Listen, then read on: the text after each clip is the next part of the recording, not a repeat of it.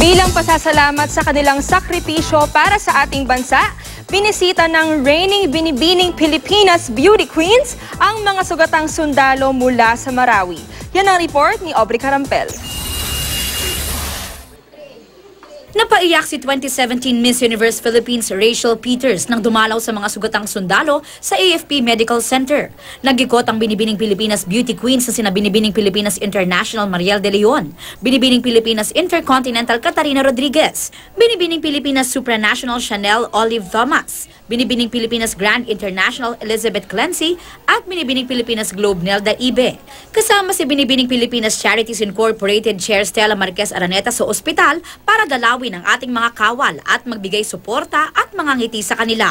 Nagtipon-tipon din sila sa auditorium kung saan nagkaroon ng pagkakataong makapag-selfie ang mga sundalo sa mga Binibini Queens. Thank you to all of these guys for, sacrificing their lives for our country, for the safety of our kababayans in Mindanao, and so much love for all of these guys.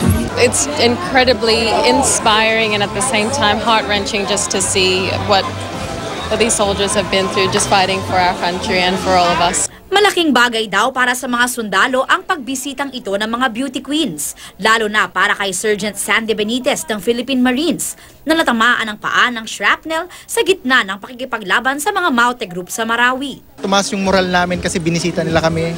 Nakita namin yung suporta nila sa amin. Si Katarina na ang advocacy ay ukol sa kapayapaan ay nakikipag-usap sa mga NGO at nagpaplano na pumunta sa Marawi para personal na makita ang kalagayan ng mga sundalo at ang mga taong naapektuhan ng gulo sa Mindanao. See what I can do to help what's the situation in Marawi, even in Aligan and in CDO because that's where the evacuees are going to. So I have a lot of things in mind and a lot of things planned out.